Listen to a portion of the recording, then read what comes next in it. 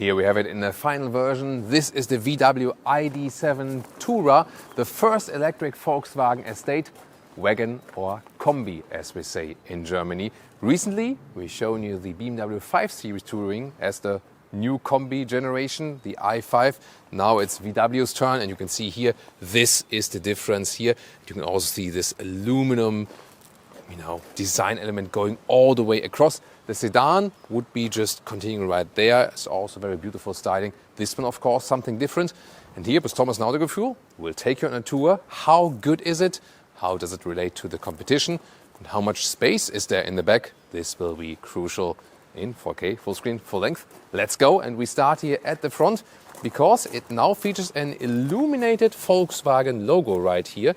This is, by the way, also allowed in Europe now, but only if it forms one unit with the rest of the light design language in the front. That is a regular thing, governmental thing, you know what I mean. Then here, the main headlamp unit, optional, also equipped right here, the IQ light. This is the matrix LED. And then really nice light play also on the inside, really forming something like a human eye. Then the lower part here, it looks like a sports version, but this is the base actually here with the black contrast. There will be a sports version of that, GTX, very soon, so stay tuned here on Autogefühl for sure. This color here is called Stonewashed Blue. That's why I also switched to this t-shirt. It's one of my hobbies to dress accordingly to the vehicles. Then here the wheels. You start with 19-inch. These here are the optional 20-inch wheels. Optional later there will also be 21-inch wheels be available. There's one disadvantage here with the estate form. The ID7 Sedan, or it is a fastback actually because it has a real hatch that opens, has a CD value of 0.23. CD value is always better when it's lower. This one here, the estate, the ID7 Tourer, is at 0.25. So it's actually less aerodynamic. However, it's still good. And also with the two battery sizes, you have either 77 kWh net or 86 kWh net. And with a bigger battery, considering also the consumption we have scored, you can score something between 400 and 500 kilometers of real range or between 250 and 300 miles. It always depends, of course, on the weather condition and so on. With a smaller battery, then a little bit less. In the rear, also nice light signature here, the illuminated Volkswagen logo in red, and the light strip goes all the way through. With the both battery versions, you have the same drivetrain. So you always have rear-wheel drive here, and the acceleration figure is 6.6 or 6.7 seconds to 1 kilometers an hour or 62 miles an hour. I really like this charging flap because it opens to the top part. Doesn't mean that there's not getting rain on the inside. It's, it just happens, so it's actually also not too much of a problem. But here, this is quite good when I think about I have it in the basement garage maybe, and then the wall box is in front of the vehicle, and I have the cable right here. Then there's not the charging flap here, and I have to go like here or here with the cable. I can just put the cable right there. So I think it's a good idea actually, and having it manual, why not? The charging peaks are 175 kilowatt DC or 200 for the bigger battery. In both cases, it means clearly under 30 minutes, 10 to 80% state of charge. And as a sidekick, different color. This is Glacier White. Yeah, it doesn't appear that white also because of the white floor.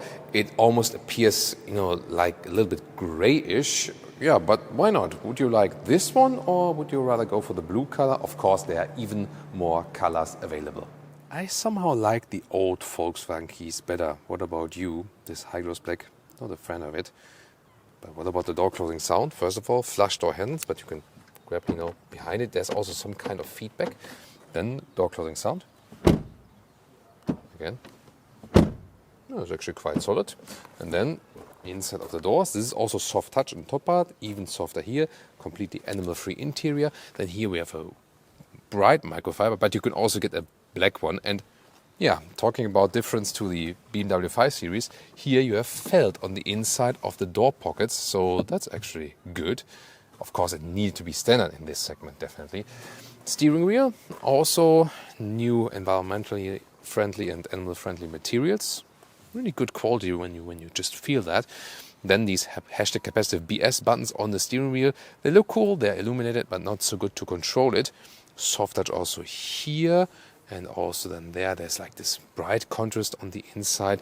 And the seats, you would start with base fabric seats. These ones are the optional seats with microfiber. ID7 sedans in the US have as an option full leatherette. In Europe, you always get the microfiber, and you can get it either dark or like this here with the bright. And I think it just looks lovely. And yeah, maybe it depends. If you have really young children, maybe the black seats would be more suitable, or then the US sedan, the leatherette seats. But here, I would definitely take them. I mean, I love that, the bright microfiber, and it feels nice and soft. You can put this lower part here longer, and they're super comfortable. I really have to say, they are among the best here at the moment. As for the comfort and ergonomics, it's really extremely comfortable. And I'm 189 and 6'2", and yeah, I'm that at the same time, right? Yeah, whatever. So here in the headroom, stays here and it's to the side, a little bit left, no problem for tall adults. This is also here a panoramic roof with electrochrome function, soon details to that, really amazing. And then up and down, in and out with the steering wheel, that's also a good control. And the switch gear is right here, D forward, reverse, there we go. And the digital instruments, however, these ones are tiny, tiny, tiny, tiny, tiny. And here we go with my Homer Simpson moment.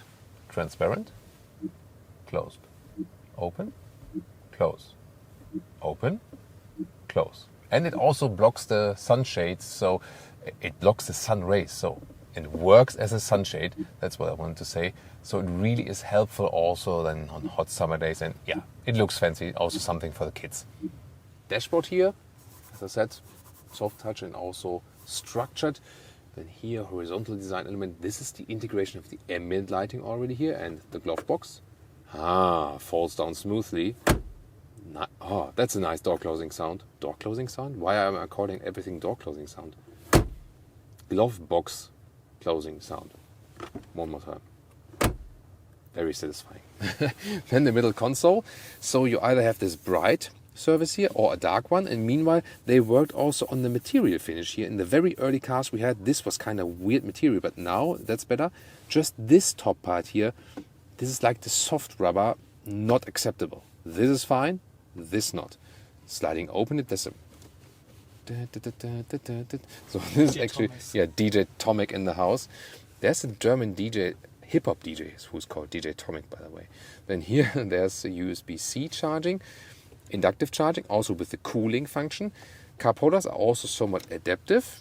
And then here is a nice split opening, once again, with a lot of space underneath. You can take this one out, by the way. And again, satisfying closing sound. Maybe at the same time. ASMR. And here underneath the middle console, there's more space here. 15-inch infotainment system. Here, illuminated sliders now. Yeah, I mean, at least you can slide and not only do it here in the infotainment system. So you always have a somewhat hard element that stays where it is, actually. Seat heating and seat cooling is activated here or then here when it comes back again. This is the more complex menu, but you can also directly press here, for example, for the seat cooling. So good combination, microfiber plus seat cooling. This is here also a main menu. Pretty interesting and very important for EV customers here, charging. And then here you can not only set the charging goal, maybe to put a little less stress on the battery. Yeah, you can preheat the battery and then actually click a button here. And I was wondering, why can't I show that to you? Because the optimum rapid charging capability is already reached at the temperature the battery obviously has at the moment. That's interesting, for sure, but here this is a little bit low, but this is the reason it's only 92 because the battery is at 50%. So if the battery would be lower, then also the potential would be higher. New, however, is here, this button here in the top part. These are special wellness modes. So these are 3 preset programs. Fresh Up, for example. Now here you see this light bar in the front. Shows something. They have the visualization here when stationary. The AC is a little bit fresher. Then here the seat cooling becomes active so that you maybe wake up, and here the vents blowing some fresh air to my face now. So this is then when you're tired. for example. While driving, there will just be a stationary view. Then calm down is basically the opposite. So we have more like warmer tone. Also here the ambient lighting changes accordingly. For example, the seat heating is being activated. So this is also something. Also, it can be combined that you have a seat massage. For example, here in the power brake, this is maybe at a charging stop or something, so that you then maybe just have like help you to relax and feel refreshed. Get comfortable and close your eyes. Okay, so I can close my eyes maybe, and the optional seat massage, by the way, is also really good. And news here, the Apple CarPlay integration really large. When you have Apple Maps in CarPlay, then you now also have arrows from the CarPlay navigation in the head-up display. Soon the infotainment system will, by the way, also get ChatGPT connection. Then you can talk to ChatGPT while driving and have some explanation of where you are, or for example get a story of that. If you don't want to talk to me anymore. If you don't want to talk to your passengers, yeah, Michelle is right. But here it's actually very well possible to talk to the passengers. Oh my God, what a hook. Isn't it incredible? Thank you so much. Here the legroom is really very good. Here these are the seats as I would be driving as a tall person. And here also headroom is of course more in the Tourer if you compare it to the Sedan. And the glass roof also helps. So this also gives you some more headroom. At the moment it's closed. Because it's very good Oh, wait a minute, it did open now, right? Just by turning on the ignition. That's clever, right? That when you turn off the ignition, it automatically closes, because then you have it standing somewhere and maybe you forget it to close it. And then there's a lot of sun. So this is actually a clever feature. I just found out about that now. Middle seat here, by the way. Let's test that one. Also worked. I mean, it's super spacious in here, so very good usage of the package. But of course, it's more comfortable here on these microfiber materials. Look at that. I mean, the rear seat is designed like a front seat. I love that. Then here in the middle part, this is not adaptive though here for the cup holders, but we have a ski hatch I can pull down like this, and then the middle console is here. Beep beep beep. This is then if the car's even this ignition phase doesn't work, obviously, for maybe it's locked here in the rear or something. So this wouldn't be autogefühlt if I would just say okay, that's the way it is. No, I want to find out what the reason for that is here. The rear climate unit was locked and then I have to unlock it first. I can also control it from the front. However, now that it's unlocked from the rear like this, and also control the seat heating, for what reason would you need to lock the rear climate unit? Well, I guess if you're a family father or mother and have a couple of young children, you maybe know why that function exists. Ooh, there we have it again, the Illuminated logo, and we touch it here underneath to open the hatch. By the way, heat pump, just want to note that. About the heat pump, it's an option. Just our guys in Sweden. Best greetings to all our fans from Sverige. So, Venli Hilsen. They actually get it as standard equipment. Yeah, it's nice to be in Sweden in this case, right? So let's take a look at the trunk. 605 liters. When exactly, I'll soon show you when that applies. But that means here a length of 1 meters and 5 or 41 inches. And here the width is about 1 meter or 40 inches. And very important also for all our dog owners, 67 centimeters in height or 26 inches. So this 605 liters is not like this. It needs to be in the cargo position. So I put this one here, and then there's like a metal I put out, and then I put it back. You see here the difference? This is the so-called cargo position, this not. It's hardly visible here, but it makes some difference in the cargo volume, definitely. Very interesting feature as well. And the even more interesting thing is that this volume here means 70 liters more than the ID7 Sedan and 35 liters more than the BMW i5 Touring. obviously this is way less expensive than the BMW i5 Touring. So interesting, of course, due to the package. The BMW 5 Series uses all of the drivetrains, combustion engine and EV. This one here, dedicated EV platform, shorter front hood. So at the even shorter length, you can house the same or even more luggage space, and of course also space for the passengers.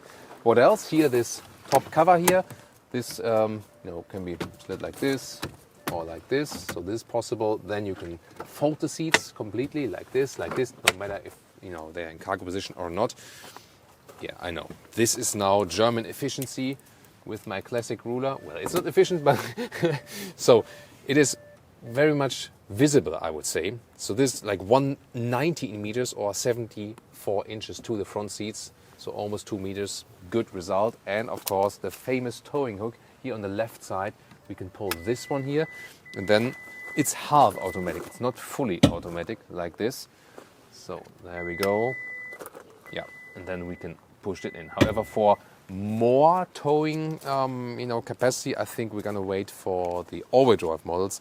This, of course, here somewhat limited. What about your charging cable here underneath? One step, you can also put that whole thing out if you like. And then underneath, there is space for the cable. Yeah, or when it's, you could also put it here when it's, not too high, but yeah, not ideal. But maybe also here in the side pockets. Oh, wait a minute. Is there a Frunk? Does it Frunk or not? No, it doesn't. Even not as the Tourer. You can fill some wiper fluid. Yeah. About that. We did some, survey here on our channel, and EV customers definitely do want a Frunk. So I don't understand why not more manufacturers pay attention to that. Pricing is, of course, very interesting. This year, the ID7 Tourer will start, as a German example price, under 55,000 euros. If we compare, for example, to a Tesla Model 3, yeah, that's of course way more expensive. Then again, this is also the longer vehicle in that respect, from the length more against the Tesla Model S. Still, it is also a competitor vehicle, no doubt about that. Maybe not necessarily as a Tourer, but more as a sedan. The Tourer, if we compare the direct prices, Tourer and sedan, the Tourer will be around 1,000 euros more expensive. Now you wonder, wait a minute, was the sedan not more expensive? That's the only reason for that, is that the Tourer also starts at a lower trim. So you can get this one as a lower spec already. That's why there's a lower entry price. But if you spec both the very same way, the Tourer will be a little bit more expensive. Well, you also get more luggage space for that, right? Yeah. But then actually less aerodynamics. So yeah, that's then up to you which one you pick. With the sedan that is also available in the Northern American market, we already did an extensive driving test, also in bad weather conditions. You should check it out right now. Or, yeah, maybe another German electric estate, the i5 Touring.